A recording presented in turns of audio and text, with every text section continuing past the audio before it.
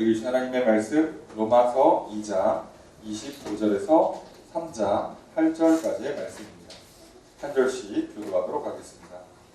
내가 율법을 행하면 할례가 유익하나 만일 율법을 범하면 내 할례는 무할례가 되느니라. 그런즉 무할례자가 율법의 규례를 지키면 그 무할례를 할례와 같이 여길 것이 아니냐. 또한 본래 무할례자가 율법을 온전히 지키면 율법 조문과 할례를 가지고 율법을 범하는 너를 정죄하지 아니하겠느냐. 무릇 표면적 유대인이 유대인이 아니요 표면적 육신의 할례가 할례가 아니라.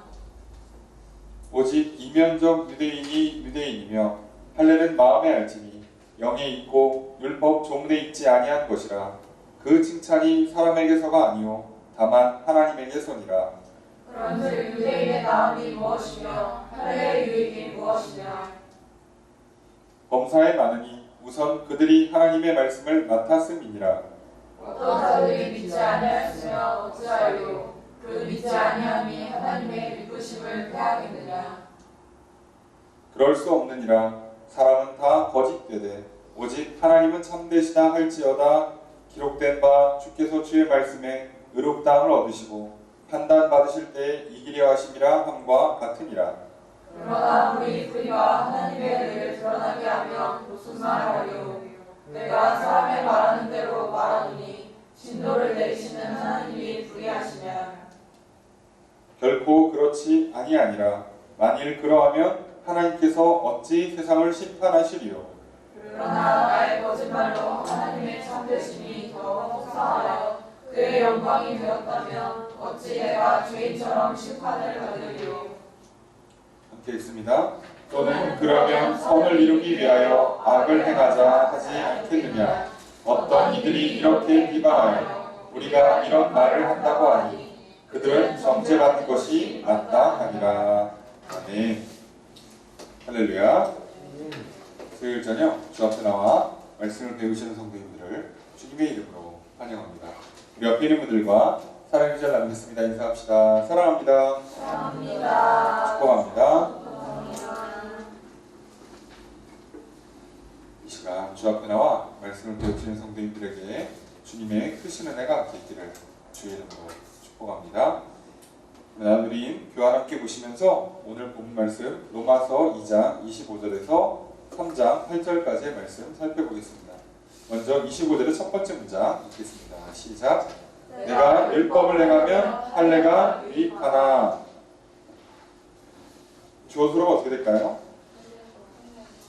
할례가 유익하다예요. 조건이 있죠? 만약 내가 율법을 행한다면 할례는 유익하다. 그러면 25절의 두 번째 문장 있습니다. 시작. 만일 율법을 범하면 내 할례는 무할례가 되느니라. 그럼 주어수로가 어떻게 될까요? 내 할례는 그래서 너의 할례는 무할례가 된다. 무할례가 된다. 조건이 어떻게 돼요? 율법을 범한다면. 자, 직역하면 율법을 범하는 자가 된다면 너의 할례는 무할례가 되었다예요. 이미 되었다예요. 자, 뭐 직역이나 뭐 시대 이런 거 그렇게 중요하지 않습니다. 핵심은 지금 율법을 행하면 할례가 유익하다. 율법을 범하면 할례는 무할례가 된다. 그러니까 사실 할례 그 자체로는 의미가 없는 거죠. 그럼 할례를 받았냐 안 받았느냐가 핵심이 아니라 그 할례를 받은 것, 그것이 뭐예요? 우리를 치면은 계약서를 쓰는 것, 그것을 내 몸에 새기는 그것이 의미가 있으려면 계약을 지켜야죠. 율법을 따라야죠. 그 얘기를 하는 겁니다.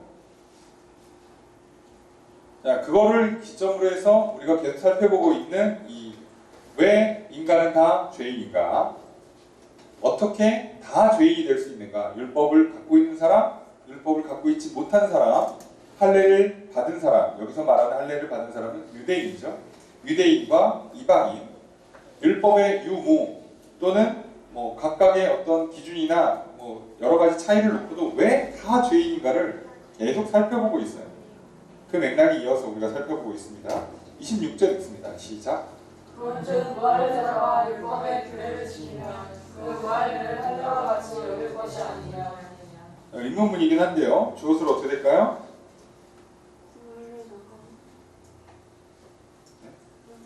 그건 조건이죠. 만약에 이렇게 한다면 어떻게 된다? 그죠? 의문문인데, 그죠? 너는 뭐하라? 그렇게 여겨야, 그렇게 생각해야 되는 거 아니냐라고 묻는 거죠. 누가? 너가, 그죠? 너희가 그렇게 생각해야 되는 거 아니야? 라고 묻는 거예요. 자, 조건이 뭐예요? 무할례가 율법을 규례를 지키면 그 무할례자를 뭘로? 할례 받은 사람으로 여겨주는 게 맞지 않겠냐라고 물어보는 거예요. 반문이죠.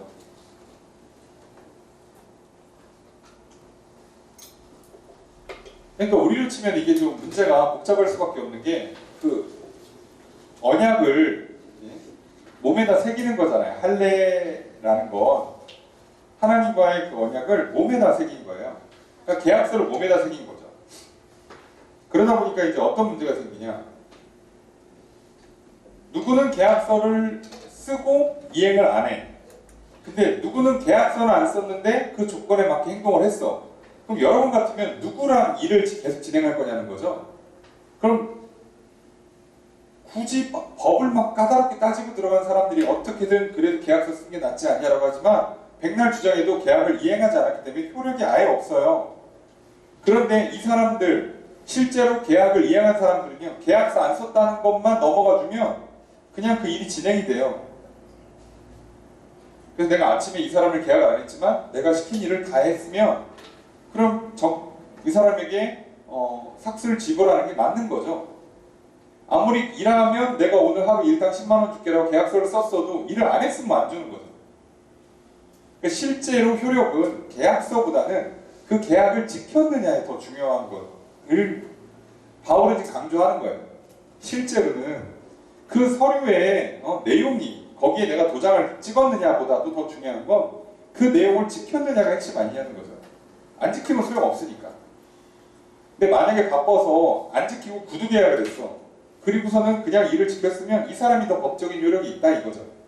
게다가 지금 이 계약서라는 게 놀랍게요. 자기가 자기 몸에 새겼어요.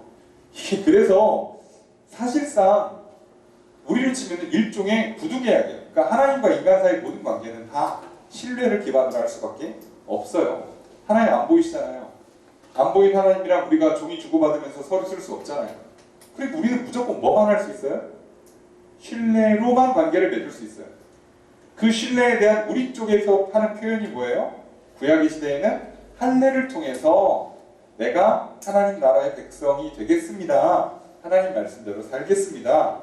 그러면 약속하신 대로 하나님도 나의 하나님 되어주시고 나의 기도를 들어주시고 나를 복주시옵소서 라고 성호 간에 그렇게 언약을 맺은 거잖아요. 그래서 나중에 이제 이스라엘 백성들이 적반하장이 되는 거죠. 왜요? 계약서 썼으니까 하나님 무조건 지켜야 되는 거야. 그리고 우리는 뭐 이런저런 이유로 못 지킬 수 있지 뭐. 약간 이런 식으로 가는 거예요. 그래서 우리는 계약서를 썼기 때문에 특권이 있다는 거예요. 특권이. 우리는 무조건 구원 받는데, 복 받는데. 그럼 계약서 내용은 지켰냐? 아니에요. 그러면서 이유를 대는 거예요. 못 지킬 수도 있지. 다 이유가 있지. 그래서 바울이 그 이야기를 먼저 쓴 거예요. 못 지키는 모든 것들이 다 죄, 악임을, 이 사람들이 심판을 받을 수밖에 없음을 계속 얘기했던 이유 중에 하나도 이거예요. 사람들이요, 핑계는 정말 잘 그럴듯하게 잘 돼서요. 뭔가 머리가 그런 쪽으로 엄청 잘 돌아가요. 어떻게든 이유를 갖다 붙여서 자기한테 유리한 쪽으로 끌고 오지만 참 감사하게도 놀랍게도 하나님께서 희대의 천재 하나를 골라다가 논리적으로 완벽하게 이걸 설명하게 만드신 거죠. 그게 바울이죠. 지금도 바울보다 더 괜찮은 뛰어난 설명을 할 만한 사람을 찾을 수가 없어요. 왜요? 이게 뭐 거의 탑 클래스이기 때문에 더 좋은 설명도 없는 거예요. 이 정도면 충분해요. 바로 이 얘기입니다. 할례 무할례 논쟁의 핵심은 할례가 아니라 율법의 준수, 계약서를 썼냐 안 썼냐가 아니라 계약을 이행했느냐의 유무라는 걸 바울은 강조하고 있는 거죠. 27절 읽겠습니다. 시작. 또한 본래 무할례자가 율법을 온전히 지키면 율법 주문과 할례를 가지고 율법을 범하는 것을 절제하지 아니하리라. 그래서 이제 이렇게 가는 거죠. 자, 주어서로 어떻게 될까요? 무할례자가, 그죠? 무할례자가 뭐 한다? 정죄하지 않겠냐? 라고 물어보는 거죠. 누구를? 너를. 그죠? 그 너는 누구예요? 율법을 범하는 너. 게다가 율법 조문도 있고 할례까지 받은 상태에서 율법을 범하면 그거를 계약서도 안 썼는데 일을 다 행한 사람이 계약서만 쓰고 일하는 사람한테 뭐라고 할 수 있잖아요. 너 일도 안 했으니까 못 받겠네? 그럼 오히려 이 사람이 할 말 없잖아. 나는 계약서만 쓰고 일을 안 했어. 근데 저 사람은 계약서는 안 쓰고 일을 했어. 저 사람은 그 계약대로 뭘 배당을 받았어요. 대가를 응당, 그 사람의 몫을 챙겼어. 그리고 이 사람이 와서 그 사람 멀쩡인데서 나 계약서 썼으니까 주세요라고 말 못하는 거 아니에요. 이 사람은 계약서를 안 쓰고 냈잖아요. 심지어 오히려 이 사람은 그러니까 어떻게 한 거예요? 믿고 한 거잖아요. 믿고 했잖아. 나는 계약서까지 써놓고 안 믿고 안 했잖아요. 이 사람은 빼박이에요. 완전히 확실하게 자기가 잘못했다는 게 증명돼요. 지금 바울이 얼마나 논리를 탄탄하게 제공하냐면 단순히 할례 무할례를 놓고 그냥 거기에 매몰돼서 싸우는 게 아니라 만약에 니들이 율법도 있고 할례도 있는데 율법을 안 지키면 율법도 없고 할례도 없었던 사람이 이제 말씀을 듣고 율법을 비로소 지킨다면 오히려 니들 뭐라고 할 거 아니냐고. 니들은 뭐 하는 거냐고. 비슷한 예를 하나 들자면 이거예요. 요즘같이 정보화 시대에는요. 특히나 코로나 같은데 집에서 다 공부하잖아요. 그러니까 예전보다 이게 더 심해졌어요. 집에서 공부하니까 누구는 학교도 안 가. 책도 별로 없어. 그냥 인터넷 떠도는 자료와 인터넷에서 오픈되어 있는 공개된 그걸 듣고 그리고 문제를 풀어. 이 사람은 막 어려운 막 과제나 막 선생님이 교수님이 내주는 걸 다 풀어내. 근데 누구는 학교도 다녀, 도서관도 가, 교수님한테 직접 수업도 들어. 그랬는데 정작 공부 안 해서 문제를 못 풀어요. 그러면 이 혼자 독학을 한 사람이 대학 다니고 뭐 석사하고 박사하고 있는 친구한테 뭐라고 얘기했어요? 너는 공부를 안 했네. 뭐 했냐? 라고 하겠죠? 당연한 거예요. 그럼 여기 더 쪽팔리지. 자기는 대학교 입학증도 있고, 그죠? 수업도 듣고 있고, 교수님도 계신데 못 풀어. 정작 집에서 놀고 먹고 있다가 그냥 강의 몇 번 듣고 풀어내는데 자기는 못 풀어. 그럼 자기는 진짜 바보가 인증된 거죠.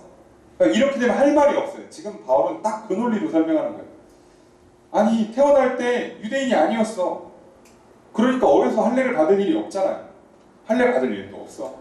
그리고 율법을 보고 배운 적도 없어. 그러다가 나중에 하나님 말씀을 듣고 그대로 산 사람이 있으면 어려서부터 유대인이고 날 때부터 할례 받았고 그리고 늘 뭐 말씀 이 그냥 문화인 그런 무리로 치면은 그냥 3대째 뭐 기독교 집안인데서 태어난 아버지가 뭐 목사님이고 장로님인 그 자녀들이 교회도 안 다니고 그러면 그죠? 이 새롭게 믿고 신앙생활하는 친구가 뭐라고 그랬어요? 너는 그렇게 좋은 환경에서 안 믿냐? 넌 진짜 안 믿는 거네? 이렇게 쐐기가 박히는 거죠. 환경이 다 조성되는데 안 했잖아. 그럼 진짜 안 한 거죠. 못한 게 아니잖아요. 진짜로 안 한 게 증명돼 버려요. 그래서 오히려 유대인들이 자기들은 이렇게 저렇게 특권이 있다고 주장하려다가 바울한테 참교육을 당하고 있는 거죠. 니들 별얘기 다 해봐야 소용없어. 안 한 거야. 안 믿는 거야. 니들은. 핑계할 게 하나도 없죠.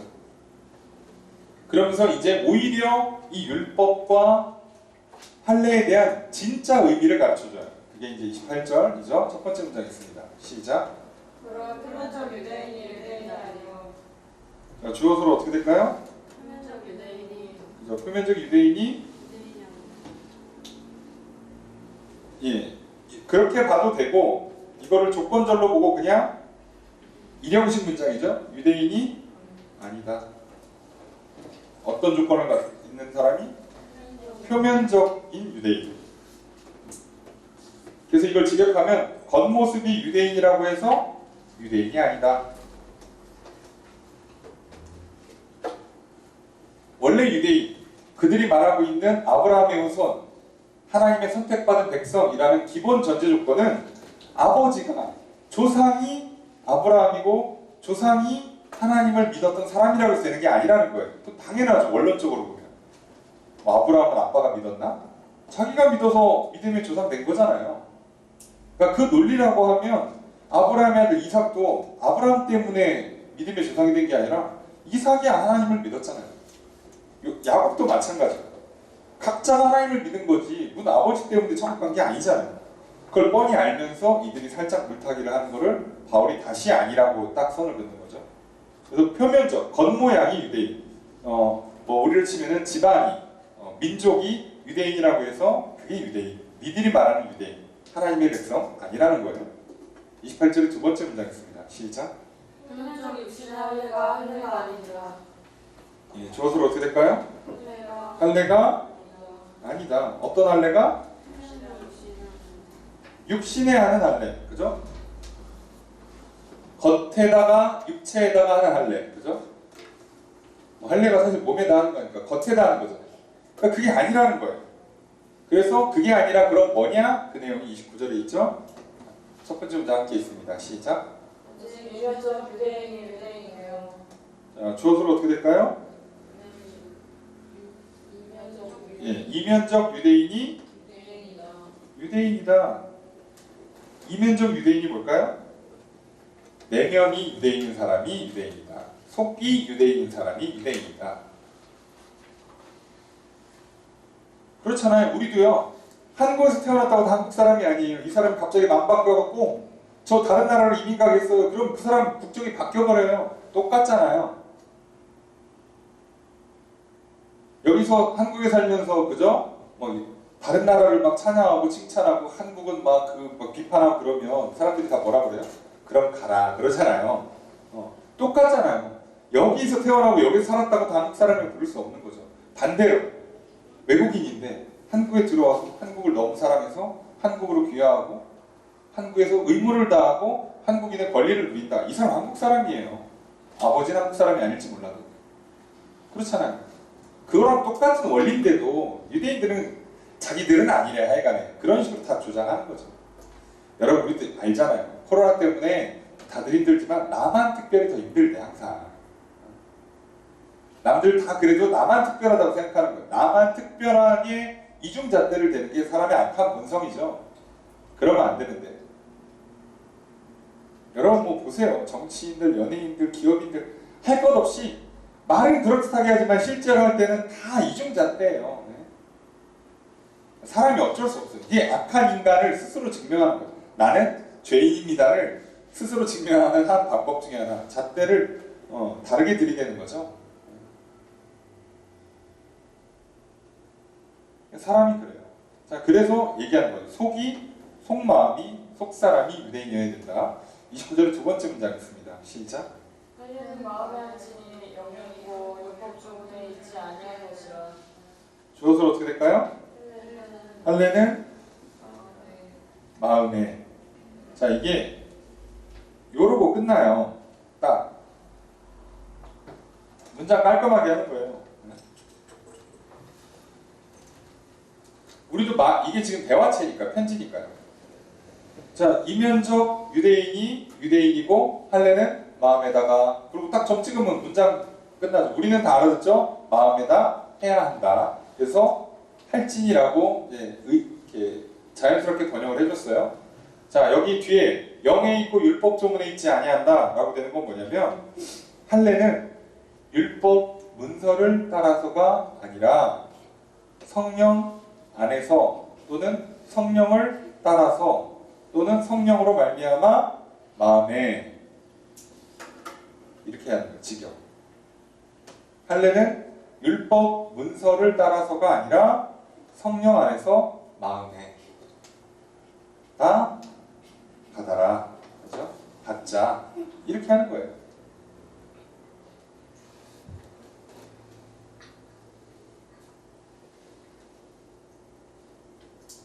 이 번역이 살짝 이나 왜곡의 그 여지가 좀 있어요. 그래서 마음의 할진이 영에 있고 율법 종에 있지 않다. 그러면 눈치껏 이게 성령이라는 건 알 텐데 대부분. 근데 이거를 막 이상하게 틀어서 해석하시는 분들이 좀 있기 때문에 늘 그죠? 늘 이상한 사람들이 있어요. 왜곡하시는 분들, 보고 싶은 대로 보려고 어떻게든 꼬우시는 분들 있어요. 예. 본인의 국어 실력이 부족하다는 건 늘 생각하지 않고 자기 욕심을 따라서 수많은 왜곡을 난무해요. 그래서 늘 말씀드리지만 번역이 어려우시면 무슨 말인지 갸우뚱하는 지점이 생기면 여러 번역을 보시면 돼요. 또 공부 많이 하시잖아요. 영어 번역 한 두세 개만 더 보시면 어지간하면 대략 이런 뜻이겠구나라고 알 수 있어요. 평균적으로 벗어나지 않는 기본 라인은 다 알 수 있어요. 그 정도는 어렵지 않으니까 다 할 수 있습니다. 자, 29절 세 번째 문장 있습니다. 시작. 그 칭찬이 사람에게서가 아니요 다만 하나님에게서니라. 이것도 정말 의역이 이렇게 번역이 좀 약간 잘못된 건데 주어수로 한번 볼까요? 어떻게 될까요? 주어수로 칭찬이 그러니까 이상하죠. 그러니까 이상해야 돼요. 하나님에게서. 자, 벌써 이거는 뭐가 이상하죠? 예. 그러니까 직역하면 그래요. 지금 욕에 빠졌어요. 이런 사람은이에요. 이런 사람은. 주어가 이런 사람이에요.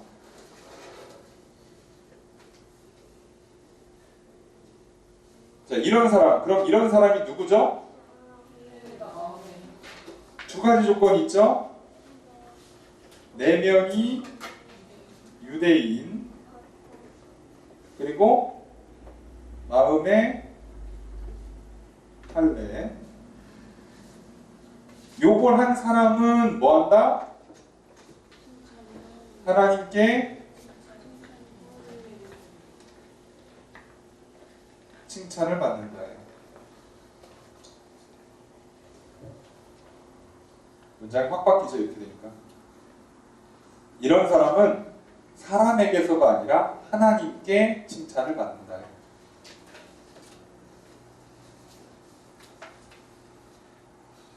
이게 정말 애매하게 묘하게 다르죠. 느낌이 싹 다르죠. 예. 번역이 좀 그래요. 예. 물론 제가 번역한 게 뭐 100%, 99.9% 맞는다고 저도 장담은 못해요. 하지만 문맥상 갑자기 칭찬이 왜 하나님에게서 오냐고 뜬금없이 그렇잖아요.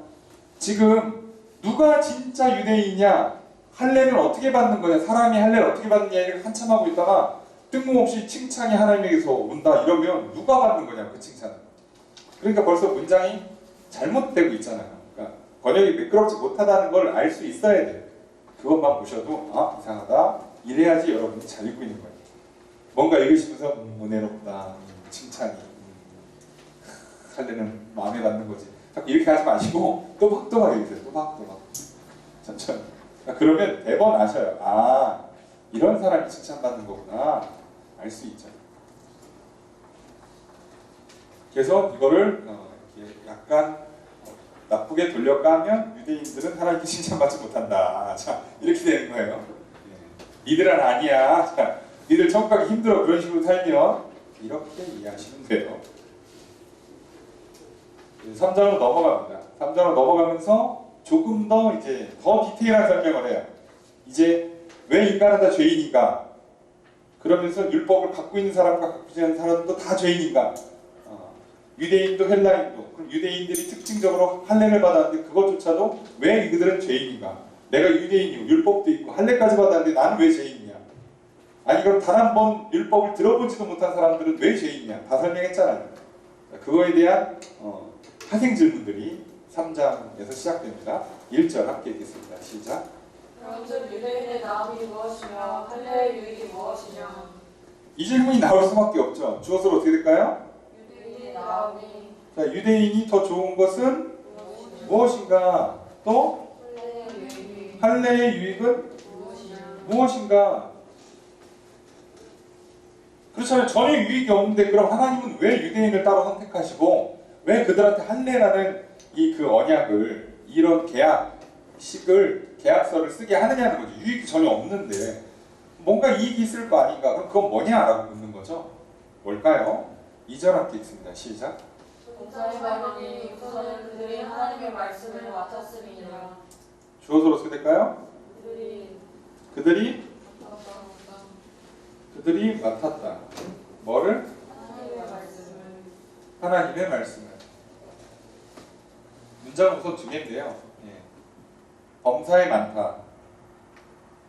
모든 면에서 많다예요. 모든 것에서 많다. 그 중에 첫째로 가장 우선되는 건 뭐다? 유대인들이 하나님의 말씀을 맡았다.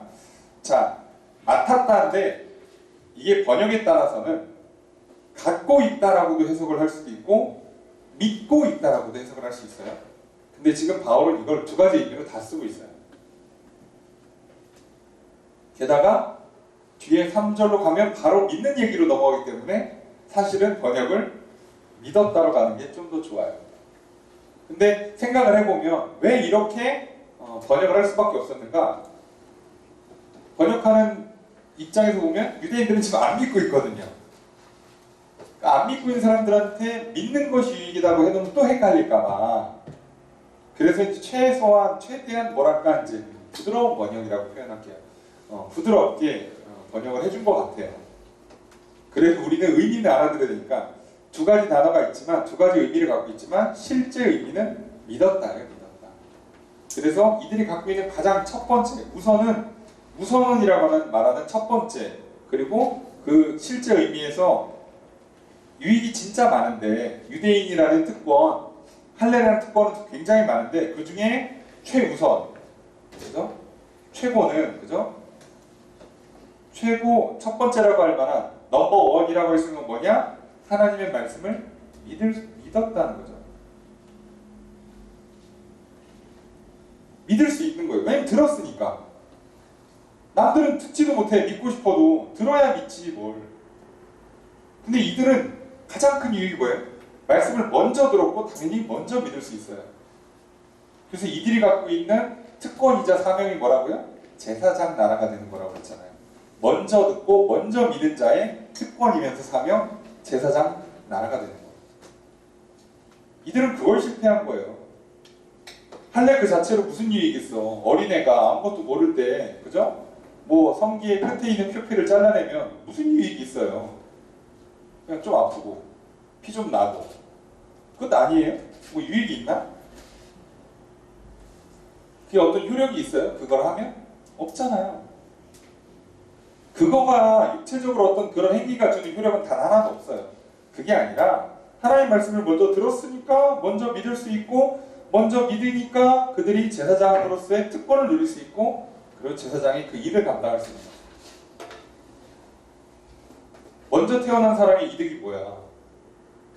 먼저 태어나면 대부분 먼저 죽겠죠. 그게 무슨 이득이라고 할 수 있겠어요? 먼저 태어났기 때문에 조금이라도 먼저 경험하고 배우고 그렇기 때문에 그것을 다음 세대에게 전수해 줄 수 있잖아요. 그게 이익이죠. 그렇잖아요. 우리가 경험을 쌓는 것, 공부를 해서 얻는 이득이 뭐예요? 내가 먼저 하는 거지. 내가 먼저 하는 거잖아요. 그거예요. 가장 큰 이득이 이거라는 거예요. 자, 그런데 이들이 갖고 있는 특권, 최고의 특권은 하나님 말씀을 먼저 듣고 먼저 믿는 건데 문제가 생겼죠? 3절 함께 읽습니다. 시작. 어떤 자들이 믿지 아니하였으면 어찌하리요? 믿지 아니하니 하나님의 믿으심을 폐하였느냐. 자, 주어서로 어떻게 될까요?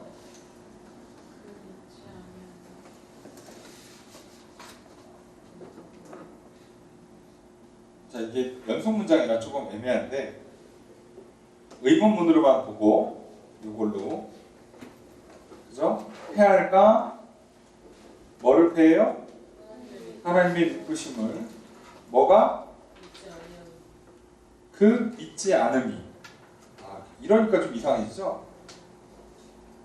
믿지 않는 것이 그 믿지 않는 것이 그래서 제가 2절이 번역이 조금 너무 돌렸다라고 얘기한 이유가 그거예요. 갑자기 이렇게 하면 여기 생각해보세요. 3절에 어떤 자들이 믿지 않았다. 여기서 어떤 자들은 누구예요? 벌써 그 흐름이 틀어지죠. 주어가 통일이 안 되면서 자, 2절을 그대로 따라가면 누구예요? 유대인. 지금 유대인 얘기하고 있잖아요. 1절부터 유대인. 2절도 유대인. 유대인들의 특권, 유익, 하나님 말씀을 먼저 믿는 거.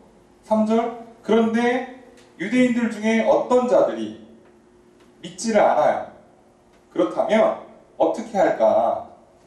그들이 믿지 않는 것이 하나님의 믿부심을 패하는가? 야, 여기도 믿부심이라고 하니까 또 헷갈리죠? 네, 단어를 정리할게요. 이걸 직역하면 이런 게 정말 직역할 때 가장 유익이 커요. 아, 이 뜻이었구나. 알아듣기 편하게 읽을 수 있죠? 이렇게 돼 있어요. 그런데 어떻게 하나 어쩌나 물음표. 만일 어떤 사람들이 믿지 않았다면 그들의 불신이 하나님의 신실하심을 패하는가?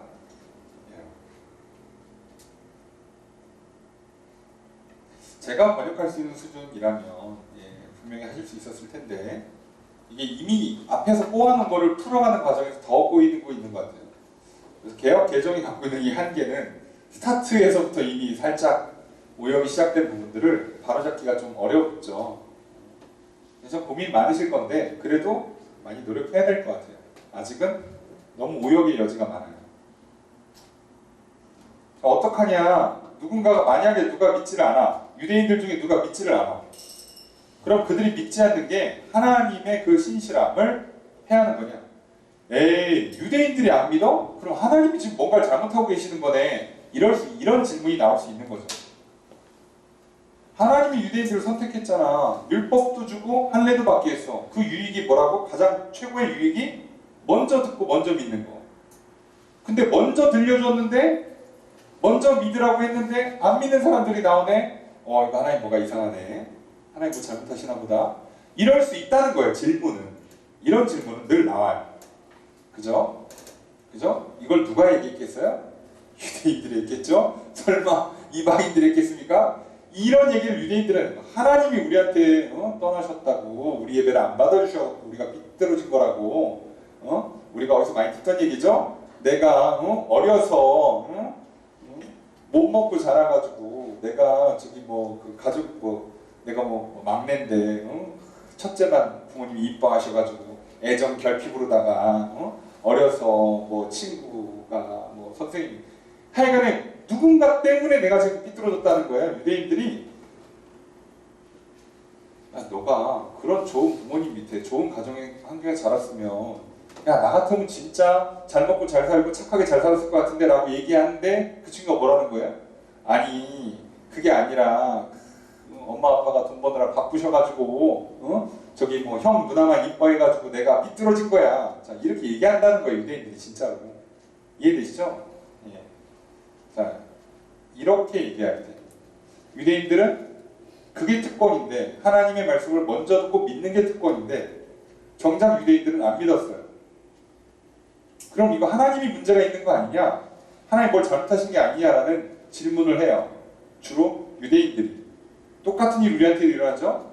좋은 환경, 좋은 부모, 좋은 나라, 좋은 시대를 만났음에도 불구하고 우리가 삐뚤어져요. 뭔가 사람이 좀 이렇게 이상해져. 문제가 생겨. 생각이 삐뚤어지고 행동이 잘못되고 죄를 져요.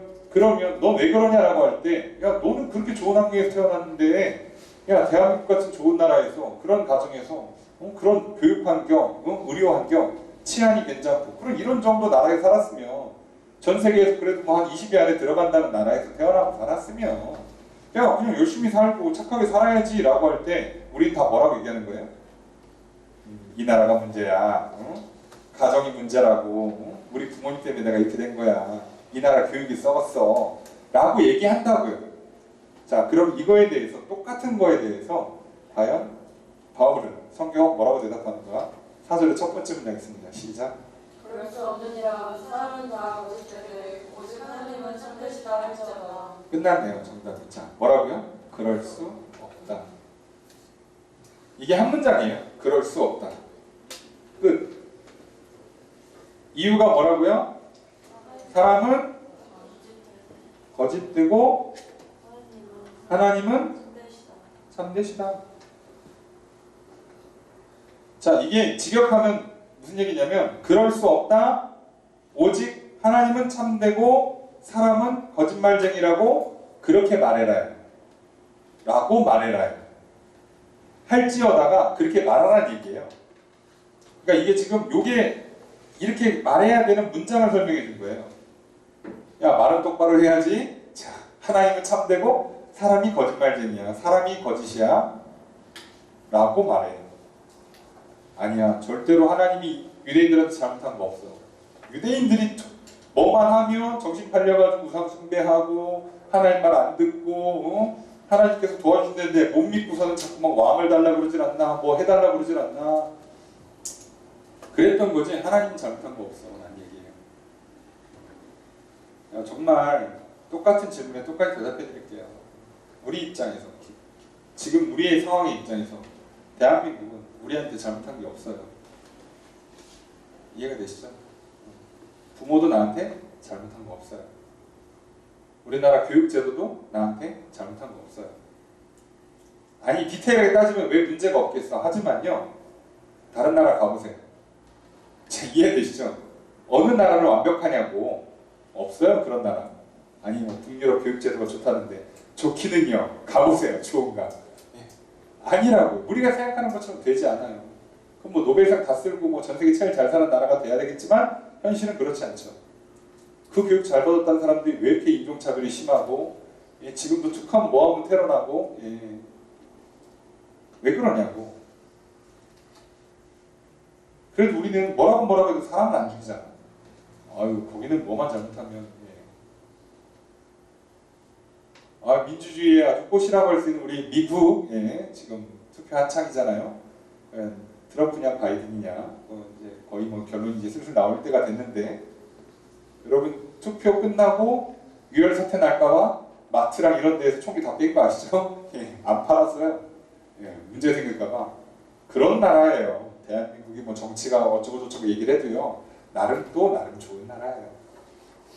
그냥 그런 줄 아세요. 누구 책임이라고요? 내 책임입니다. 자꾸 남 탓하지 마세요. 하나님 앞에서 누구도 탓할 수가 없어요. 진짜 핑계하지 마세요.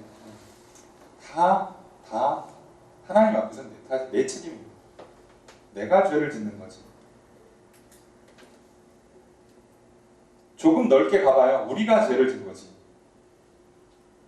뭐 이게 뭐 미국 탓이고 뭐 일본 탓이고 북한 탓이고 중국 탓이 아니라 다 내 탓이고 우리 탓이에요.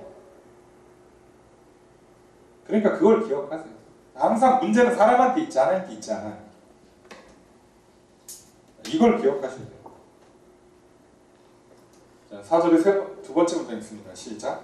기록된 바 주께서 주의 말씀을 율법으로 얻으시고 판단받으신 때에 얘기를 하시니 마음과 같습니다. 자, 이렇게 기록되어 있다. 예요. 자, 여기서 주어서로 찾아볼까요? 문장에서 주님께서 의롭다함을 얻는다. 이긴다. 이기려 하심이라가 아니라 그냥 이길 것이다예요. 이길 것이다.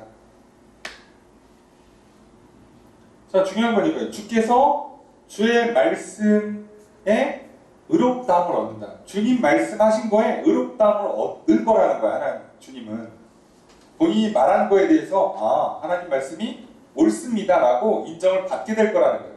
그리고 판단받을 때 뭐라고요?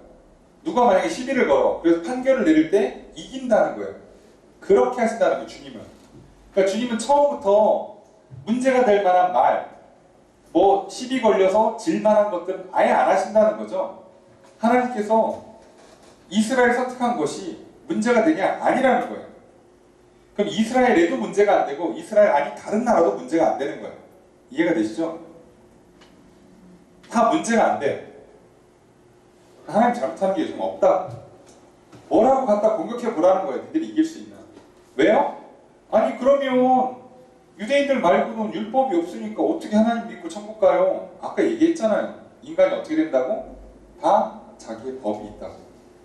자기 안에 양심 때문이든 뭐 생각이든 철학이든 다 개인이 법을 갖고 있고 그 법을 기준으로 알아요. 저거는 좋은 거야? 나쁜 거야?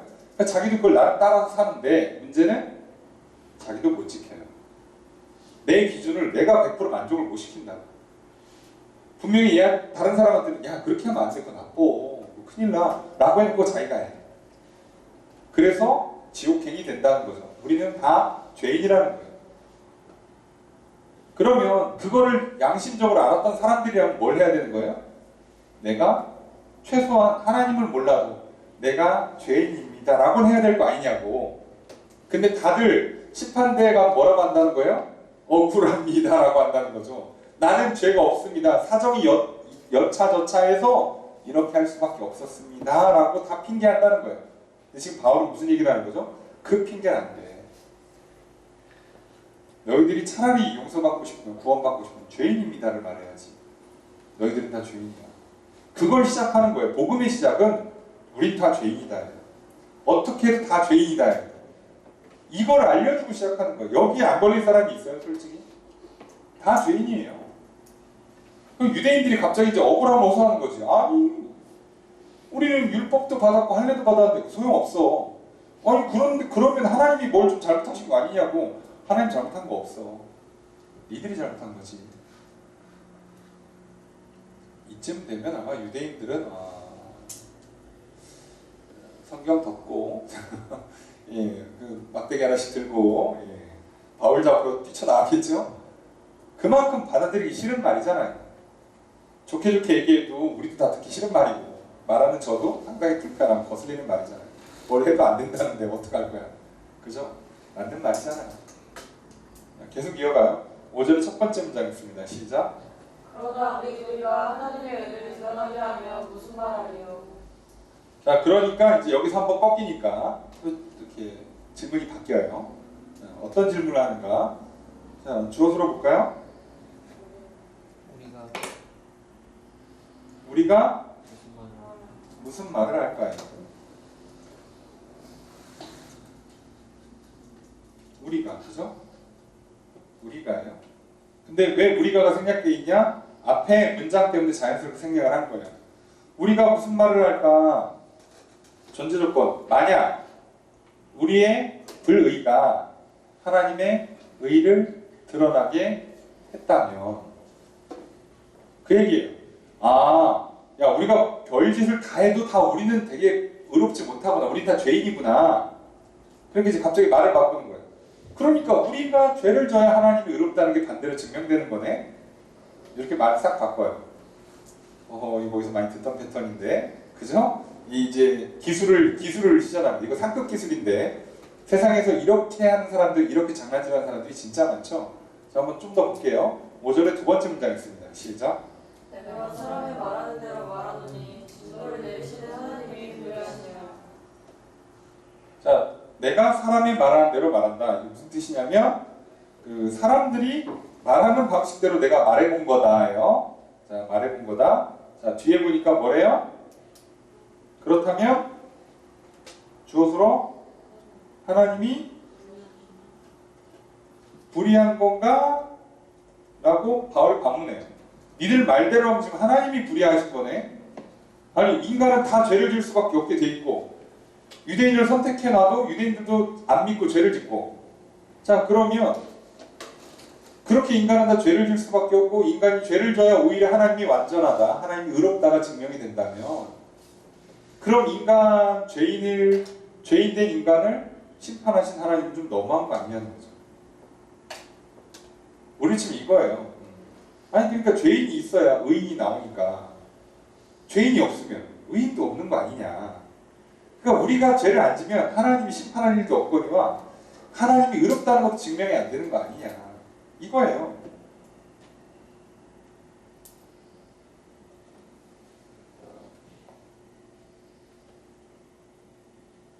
이렇게 질문하죠. 예. 우리도 마찬가지예요. 내가 사람 괴롭혀가지고 애가 학교 때려치고 들어가서 저기 검정고 시험 봐가지고 나중에 저기 변호사가 됐어. 한 20년 만에 만나가지고, 야, 내가 너 그때 괴롭혀갖고 네가 이렇게 출세한 거 아니요? 이런 인간들이 있죠. 예, 나쁜 인간들. 그때 대답이 뭐라고요? 육체를 읽겠습니다. 시작. 결코 그렇지 아니하니라. 만일 그러하면 하나님께서 어찌 세상을 심판하시리요? 이게 결코 그렇지 아니하니라가 앞에랑 완전히 똑같아요. 그럴 수 없느니라요. 똑같은 말이에요. 문장은 똑같은데 번역만 좀 이렇게 다르게 한 거예요. 그래서 뭐라고요? 만약 그렇다고 하면 어떻게 해요? 하나님께서 심판하실 수 있냐는 거죠. 그죠? 어떻게 심판하냐는 거예요. 세상을. 그렇다고 하면 그럼 하나님 어떻게 심판해? 다들 억울하다고 다들 핑계가 있고 그렇다고 이래저래 하여간에 나는 이 정도면 괜찮은 거 아니냐고 다 넘어가 두면 누굴 심판해요? 그러니까 말이 안 된다는 거죠.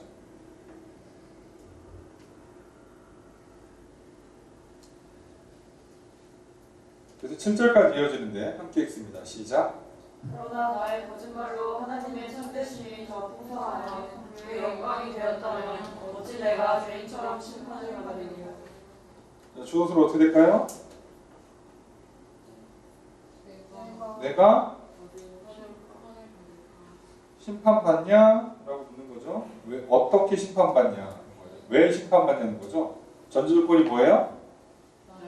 나의 거짓말로 하나님의 참되심, 진실하심이 더 풍성해지고 그게 영광이 된다면 그럼 나는 하나님의 진실을 드러내고 영광을 돌려드린 꼴이 됐는데 왜 내가 심판받냐는 거예요. 당당한 인간들 있죠. 괴롭혀가지고 그저 학교 못 다니게 만들었는데 나중에 2학년 공부해서 성공했더니 넌 내 덕에 성공한 줄 알아. 이렇게 얘기하면 뭐라고 얘기한다고요? 그럴 수 없느니라. 그죠? 그럴 수 없느니라. 그럼 뭐라고 해? 그럼 내가 고등학교를 20년 전으로 돌아서 너를 그렇게 괴롭힐게. 그럼 네가 성공해봐. 안 되죠? 괴롭힘 당한 것도 나고 2학년 노력해 성공한 것도 나예요. 뭘 네가 뭘 했다고. 결국 너가 안 괴롭히고 너가 도와줬으면 더 빨리 성공했겠지. 더 훌륭한 사람이 됐겠죠. 어디 말도 안 되는 소리를 해요. 그런데 말도 안 되는 소리를 2000년 전에도 했고 지금도 하고 있다는 뜻이에요. 사람들이 변함없이.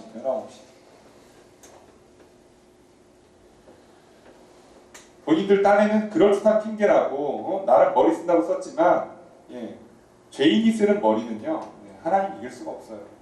말이 안 되잖아요. 그럼 되게 쉬워요. 내가 너한테 그렇게 할게. 지금부터. 너도 20년 뒤에 성공하렴. 그래서 내가 오늘 너를 기쁨으로 패고 재산 몰수하고 콩밥 먹여줄 테니까 20년 뒤에 성공해서 다시 만나. 너도 할 수 있어. 나도 20년 동안 고생하고 했으니까 너도 할 수 있어. 이렇게 보내면 할 말 없는 거예요. 똑같이 하면 돼요. 그러니까 말이 안 된다는 걸 알면서도 어떻게든 핑계를 대고 그래요. 사람이. 바울이 똑같은 걸 겪고 있는 거죠. 바울도 엄청 공격 많이 받은 사람이에요. 별의별 소리를 다 들어봤겠죠. 그러면서 바울도 깨우치는 거죠. 아, 이렇게 생각하는구나 이 사람들이.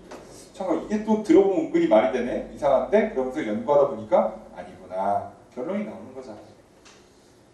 그렇게 해서 두 번째 질문도 아니라는 거예요. 결론이.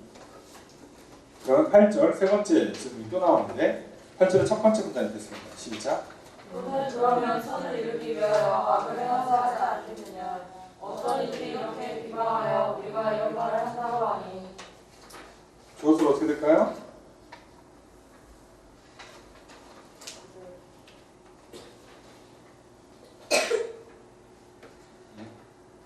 은근히 문장이 좀 이상한 것 같죠? 물음표를 넣어드릴게요. 이해하기 쉽게.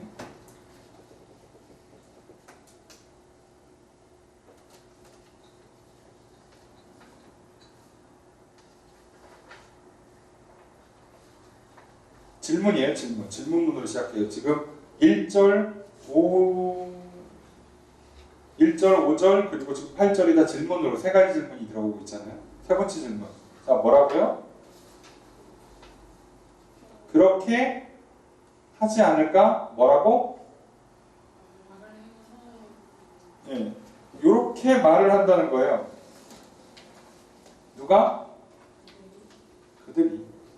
정확히 말하면 어떤 이들. 여기는 유대인이라고 특정시키기 좀 어려워요. 해결은 그들이 또는 어떤 이들이 뭐라고 말하지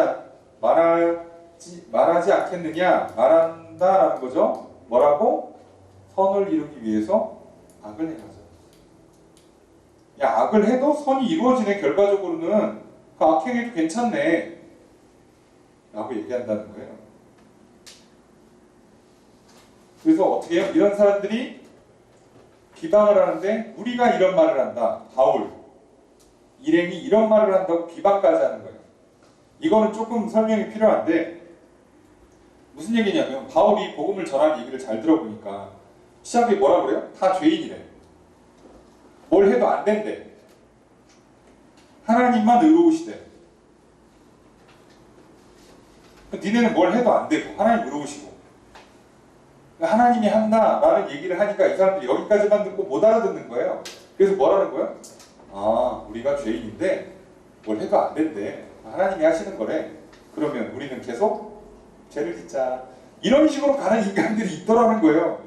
늘 있죠. 언제나 있죠. 무식은 자랑이 아닌데 늘 그렇게 자기의 멍청함을 스스로 증명하는 사람들이 있죠.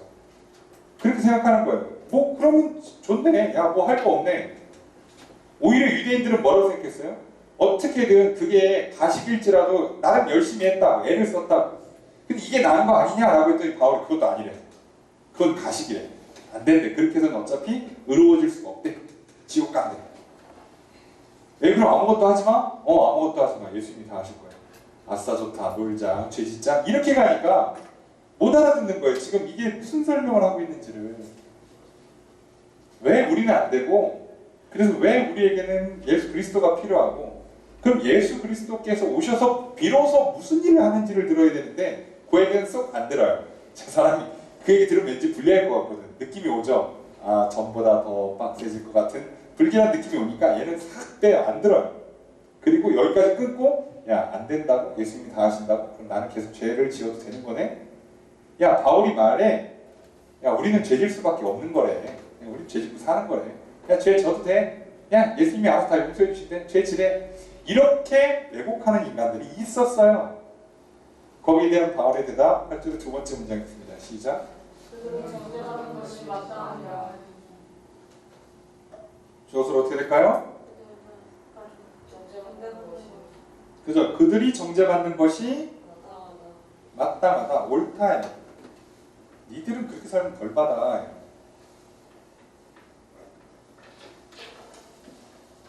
우리가 로마서를 한 번에 다 못 보고 여러 번 끊어서 보다 보니까 여러분들 잘못하면 헷갈리실 수 있는데 제가 그래서 어쩔 수 없이 전후를 더 많이 설명을 해드릴 수밖에 없어요. 시간은 제한돼 있지만 그럴 수밖에 없다는 걸 이해하시고 자, 결론은 이렇게 떨어져요. 자, 인간은 다 죄인이에요. 이유를 불문하고 다 죄인입니다.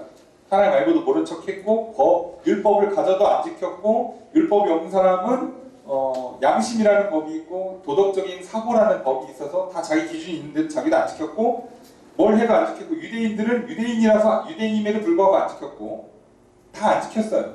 그래서 다 죄인이에요. 이 죄 때문에 다 심판받아야 돼요. 근데 다들 핑계가 있어. 억울한데 나는 이래서 안 된대. 저래서 안 된대. 나는 이래서 좀 넘어가주면 안 되냐고 다 핑계하는데 바울이 다 안 된대요. 뭘 해도 너희들은 죄인일 뿐이요 너희들은 그 문제를 풀 수 있는 방법이 없다라는 결론을 내리는 거예요. 그래서 나오는 비로소 복음이 뭐예요? 예수 그리스도께서 나의 죄를 대신해서 십자가에서 죽으셨다. 그리고 부활하셨다. 죄를 용서해 주시고 다시 살리신대요. 자, 이게 복음이에요. 이게 기쁜 소식이라고요. 왜요? 나는 뭘 해도 안 돼. 나는 그냥 죄인인데 방법이 하나 생겼잖아요. 유일한 방법. 예수 그리스도. 그분의 십자가와 부활이라는 방법이 생겼어요.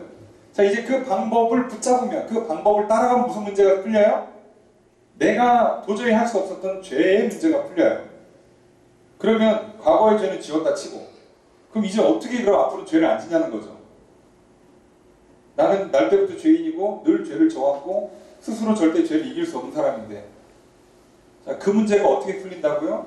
십자가에 죽고 부활하신 것이 우리도 똑같은 문제가 걸려서 내 대신 죽으셨지만 나도 죽고 다시 살아나는 것처럼 그래서 우리는 어떻게 된다고요? 거듭나요. 새로운 사람으로 바뀌어요. 이전엔 죄인이었는데 이제는 죄인이 아닌 사람으로 바뀌어버려요. 자연스럽게. 그래서 비로소 내가 본성을 따라가지 않을 수 있는 사람으로 바뀌는 거죠. 이걸 거듭난다, 중생한다고 표현하죠. 드디어 비로소 죄를 인식하고 죄랑 싸울 수 있는 힘이 생겼어요. 두 번째는 그래도 인간은 여전히 육체를 띠고 있고 악한 세상에 살아가다 보니까 계속 본성적으로나 밖에서 오는 여러 가지 유혹들 때문에 죄를 질 수밖에 없어요. 그런 상황에 우리를 성령님께서 도와주세요. 자, 우리는 새로워졌어요. 이전에는 죄를 이길 방법이 전혀 없었는데 이제는 그나마 힘을 좀 회복했어. 정신을 차렸어. 예? 다른 사람이 됐어. 옛날 어른들의 표현으로 나는 철이 들은 거예요. 그런데 이거는 안 돼. 그래서 어떻게 해요? 성령님께서 도와주세요. 그런데 인간은 또 육체를 갖고 있으니까 혼자서 이게 죽었다 깨나도 안 돼. 나 혼자서 성령님 안에 늘 거한다는 게 쉽지 않아요. 그래서 믿음의 공동체를 이루어서 가요. 이래서 된다는 거예요. 이제 비로소. 완벽한 건 좀 어려울 수 있어요. 육신을 띠니까. 100%는 아니어도 100%는 잠깐밖에 못 유지를 해도 그래도 10번 중에 9번은 10번 중에 8번은 말씀대로 갈 수 있는 나를 세상과는 다른 길을 걷는 거룩한 사람, 거룩한 하나님의 자녀, 백성이 될 수 있게 된 거예요. 그 길을 열어준 거죠. 이게 복음인데, 자, 이게 어려우신가요? 자, 어렵지 않으시죠? 그냥 머리로 들었을 때는 어려운 내용은 아니에요. 이걸 몸으로 겪는 게 좀 어색하고 불편하고 좀 싫고 이상하고 뭐 그럴 수 있어요. 하지만 어려운 내용이 아니에요. 그럼에도 불구하고 사람들은 어려워요, 못 알아듣겠어요 라고 얘기하지만 그 얘기는 싫다는 얘기예요. 그리고 바울이 그걸 정확히 알았던 사람이에요. 왜요? 자기도 예전에 싫었었거든요. 그래서 이 얘기하는 사람들을 자기 손으로 잡아다가 죽였잖아요. 얼마나 싫었으면, 그 얘기 듣기가 얼마나 싫었으면. 심지어 본인이 정통 유대교 출신의 아주 엘리트였단 말이에요. 그런 사람이 바뀐 거잖아요. 그러니까 알아요. 이 사람은 인간의 악한 본성과 유대인들이 갖고 있는 어떤 특성들을 전부 다 알아요. 그리고 본인도 그게 싫어서 오히려 그리스도인들을 잡아 죽이기까지 했던 사람이잖아요. 그런데 알아듣고 나니까 어떻게 해요? 다른 사람이 됐죠. 잡아 죽이던 사람이 죽음을 무릅쓰고 복음을 전해요. 그리고 이거 다른 사람이에요. 같은 사람이라고 볼 수가 없어요. 도대체 이게 한 사람 인생에서 구현이 되는가? 되죠. 마치 그런 거 아니냐고요. 우리로 치면은 저기 무슨 뭐 조폭에 뭐 살인에 마약 이런 거 하다가 특별히 감형받아갖고 감옥에 나온 다음에 그죠? 그래서 뭐 마을 지킴이 하고 착한 일하고 돈 열심히 벌어 기부하고 이런 거 하는 거예요. 이게 가능하냐? 이게 가능해요. 돼요.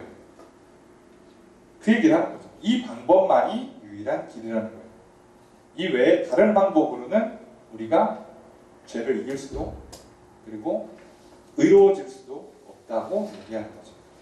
이걸 압축해서 죄와 죽음의 한계를 갖고 있는 인간들을 향한 기쁜 소식, 그래서 복된 소식, 승리의 소식, 그래서 우리는 이걸 압축해서 복음이라고 불러요.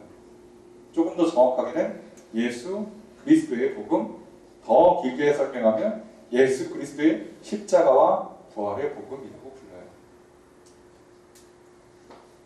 이 정도면 쉽죠. 충분한 설명이 됐으리라 생각합니다. 이렇게 설명을 하면서 제 자신이 뿌듯하네요. 이 정도로 설명할 수 있다는 것만으로도 이 정도면 충분한데 그죠? 우리가 계속 이걸 못 알아듣고 꼬아서 왜곡하고 있잖아요. 그리고 그거는 인간의 악한 본성이 만드는 너무나 자연스러운 일이고 어떻게 보면 일종의 정체성 싸움이요, 방어 기제고 이러다 보니까 2000년 전이나 지금이나 똑같은 거예요. 그래서 우리가 이단들을 볼 때 이해가 안 되잖아요. 아니 저게 말이 돼? 근데 그걸 원하는 사람들이 있으니까 항상 수요가 있으니까 공급이 만들어지는 거 아니겠습니까? 이상하지만 그래요. 술을 왜 마실까 싶고 마약을 왜 할까 싶어도 하는 사람들이 있잖아요. 그래야 됐대잖아. 저 말도 안 되는 방식으로 기도하면 뭔가 하늘에서 뭐가 떨어지듯이 응답이 된다는 게 상식적으로는 있어도 안 되고 있으면 안 되는 거잖아요. 성경 어디에도 안 써있는데 자꾸 뭐 그런 식으로 왜곡을 하는데도 불구하고 본인들이 원하니까. 속이는 사람도 있고 속고자 하는 사람도 있으니 항상 그런 사람들이 많을 수밖에 없잖아요. 그래서 우리는 어쩔 수 없이 이렇게 구체적인 복음의 설명을 듣습니다. 그리고 이제 우리는 들었으니 믿고 따르면 됩니다. 그게 오늘날 유대인은 아니고 오늘날 교회에 출석하는 성도, 예수 그리스도를 믿는 그리스도인들의 특권 아니겠어요? 먼저 듣고 먼저 믿을 수 있는 것. 그게 우리의 특권 아닙니까? 여기에 모인 저와 여러분들이 받은 특권이 바로 그거 아닙니까? 가정에서, 일터에서, 이 지역사회에서 먼저 부름받고 먼저 믿었다는 특권이 있죠. 그래서 우리가 이제 해야 되는 이 일종의 증인의 사역, 제사장의 사명을 감당하면 되는 거예요. 이걸 하기 위해서 먼저 믿음이 좀 자라야겠죠. 네. 그러니 조급해하지 마시고 잘 듣고 잘 믿고 나아가시면 됩니다. 말씀을 관찰해 보겠습니다. 바울은 할례를 어디다 받았다고 그럽니까? 29절에 마음에 받았다.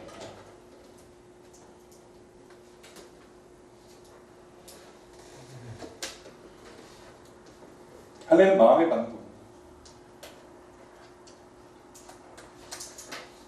하나님 율법을 마음 깊이 새겨서 그걸 그대로 지키는 거예요.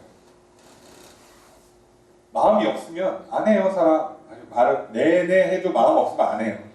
네, 갑니다, 합니다. 그러고 몸이 안 움직여요. 마음이 없거든. 어떻게든 늦게 하려고 그러고 어떻게든 뒤로 미루고 핑계하고 그러면 나중에 와서 딴소리하고 아니 그거 하려고 했는데 뭐를 숙제하려고 했는데 놓고 왔어요. 제가 일하려고 가봤더니 뭐 일이 벌써 다 끝나 있던데요. 뭐 이상한 소리 하는 거예요. 마음이 없죠. 마음에 하는 거예요. 하나님 말씀을 듣고 믿고 지켜 따라 행하겠다는 마음의 문제. 그겁니다. 말씀을 정리해 보겠습니다. 바울은 로마에 편지를 보내 복음을 전합니다. 먼저 인간의 죄악과 심판을 말합니다.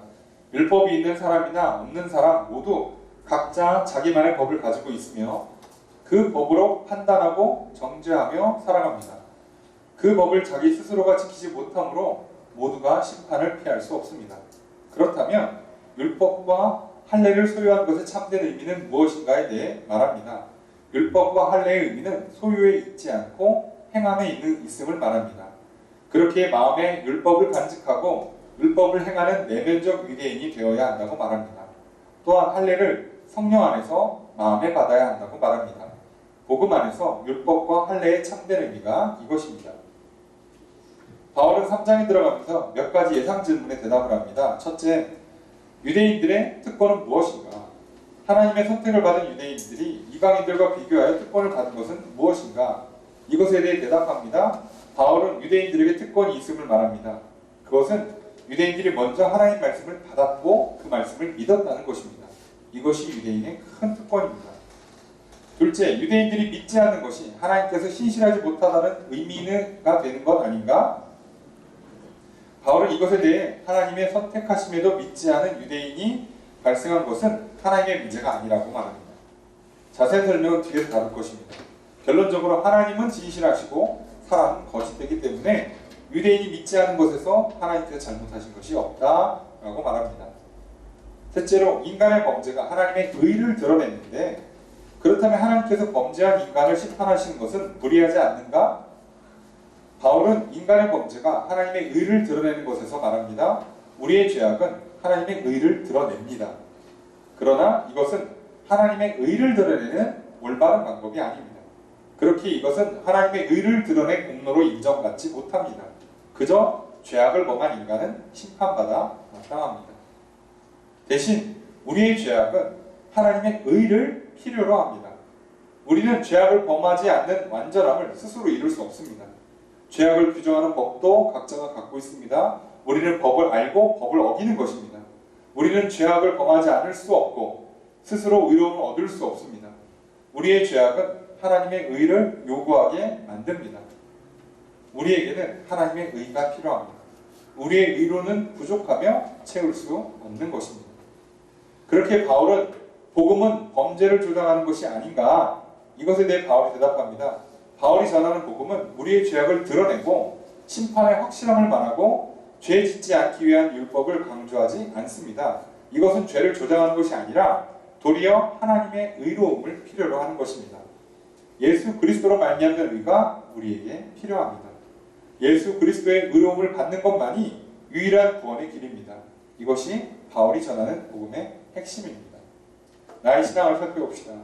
바울이 전하는 복음, 곧 예수 그리스도의 십자가와 부활의 복음을 잘 듣고 믿고 있는지 살펴봅시다. 우리는 죄악에 관해 어떠한 방법으로든 특권을 누릴 수는 없습니다. 우리에게 주어진 특권은 예수 그리스도의 십자가 공로입니다. 예수 그리스도의 의를 힘입는 것만이 유일한 길입니다. 이 복음을 듣고 믿읍시다. 예수 그리스도를 힘입어 새롭게 되어 죄를 이깁시다. 오늘 그렇게 살아가시길 바랍니다. 여러분 기억하십시오. 인간은 어떻게 해도 죄를 지을 수밖에 없고 죄를 이길 수가 없습니다. 그렇다고 해서 우리가 교회를 다니고 성경을 읽고 기도하고 부모로부터 계속 믿음을 유지해왔고 또 심지어 유대인들처럼 한 나라 민족이 지역사회가 전부 다 믿음의 공동체라 한들 그걸로 구원받을 수 없습니다. 그렇게 되는 게 아니니까요. 우리는 여러 가지 이유와 핑계를 대면서 어떻게든 죄를 덜어보려고 문제를 풀어보려고 애를 쓰지만 그렇게 되지 않습니다. 하나님께서 제시하신 유일한 방법, 내가 약속한 대로 예수 그리스도를 믿어라. 예수 그리스도의 십자가를 붙잡아라. 예수 그리스도의 보혈로 씻어라. 그리고 너희가 죄임을 인정하고 고백하고 예수 그리스도의 공로를 받아들이면 너희들은 새롭게 될 것이다. 다시 태어날 것이다. 그리고 성령의 도움을 힘입어 그리고 믿음의 공동체와 함께 이 세상에서 죄를 이기며 살고 그 복된 소식을 전하며 살아라. 그것이 너희에게 주어진 놀라운 복이란다. 그렇게 살 때 너희가 참으로 평안할 것이요 놀라운 만족과 행복과 기쁨과 복과 기적이 있게 될 것이라고 하나님께서 말씀하십니다. 이 복음 또 붙잡고 한 주를 살아가시기를, 일생 이 복음을 붙잡고 살아가시는 저와 여러분 되기를 주의 이름으로 축복합니다.